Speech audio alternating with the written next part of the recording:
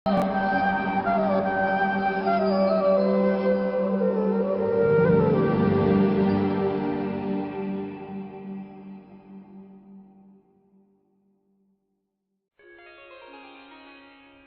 14 प्रकृति के 3 गुण। भगवान ने कहा, अब मैं तुमसे समस्त ज्ञानों में सर्वश्रेष्ठ इस परम ज्ञान को पुनः कहूंगा, जिसे जान लेने पर समस्त मुनियों ने परम सिद्धि प्राप्त की है।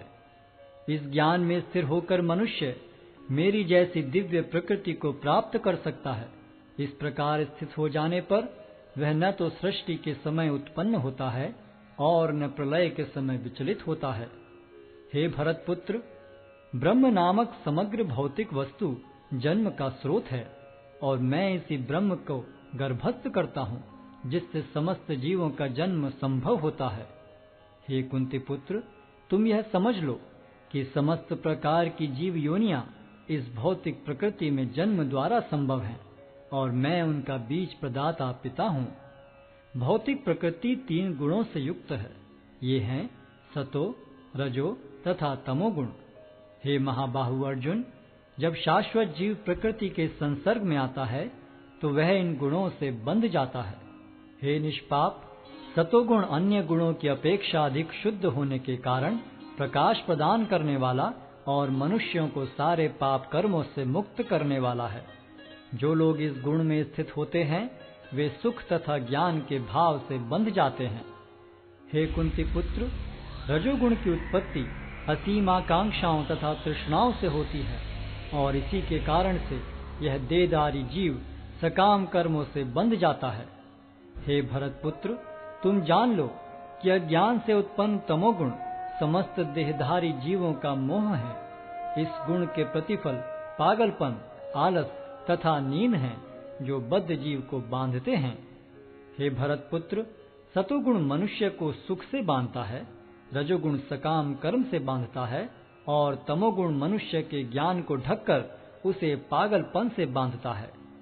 हे भरतपुत्र, कभी कभी सतोगुण रजोगुण तथा तमोगुण को परास्त करके प्रधान बन जाता है, तो कभी रजोगुण सतोगुण तथा तमोगुणों को परास्त कर देता है और कभी ऐसा होता है कि तमोगुण सतो तथा रजोगुणों को परास्त कर देता है। इस प्रकार श्रेष्ठता के लिए निरंतर स्पर्धा चलती रहती है। सतोगुण की अभिव्यक्ति को तभी अनुभव किया जा सकता है जब शरीर के सारे द्वार ज्ञान के प्रकाश से प्रकाशित होते हैं। हे भरतवंशियों में प्रमुख, जब रजोगुण में वृद्धि हो जाती है तो अत्यधिक आसक्ति, सकाम कर्म, गहन उद्यम तथा अनियंत्रित इच्छा एवं लालसा के लक्षण प्रकट होते हैं। जब तमोगुण में वृद्धि हो जाती है तो हे कुरुपुत्र, अंधेरा, जड़ता, प्रमत्तता तथा मोह का प्राकट्य होता है। जब कोई सतोगुण में मरता है तो उसे महर्षियों के विशुद्ध उच्चतर लोकों की प्राप्ति होती है। जब कोई रजोगुण में मरता है तो वह सकाम कर्मियों के बीच में जन्म ग्रहण करता है और जब कोई तमोगुण में मरता है तो वह पशु योनि में जन्म धारण करता है। पुण्य कर्म का फल शुद्ध होता है और सात्विक कहलाता है, लेकिन रजोगुण में संपन्न कर्म का फल दुख होता है और तमोगुण में किए गए कर्म मूर्खता में प्रतिफलित होते हैं। सतोगुण से वास्तविक ज्ञान उत्पन्न होता है, रजोगुण से लोभ उत्पन्न होता है और तमोगुण से अज्ञान, प्रमाद और मोह उत्पन्न होते हैं। सतोगुणी व्यक्ति क्रमशः उच्च लोकों को ऊपर जाते हैं, रजोगुणी इसी पृथ्वीलोक में रह जाते हैं और जो अत्यंत गर्हित तमोगुण में स्थित हैं वे नीचे नरक लोकों को जाते हैं। जब कोई यह अच्छी तरह जान लेता है कि समस्त कार्यों में प्रकृति के 3 गुणों के अतिरिक्त अन्य कोई कर्ता नहीं है और जब वह परमेश्वर को जान लेता है जो इन 3 गुणों से परे हैं, तो वह मेरे दिव्य स्वभाव को प्राप्त होता है।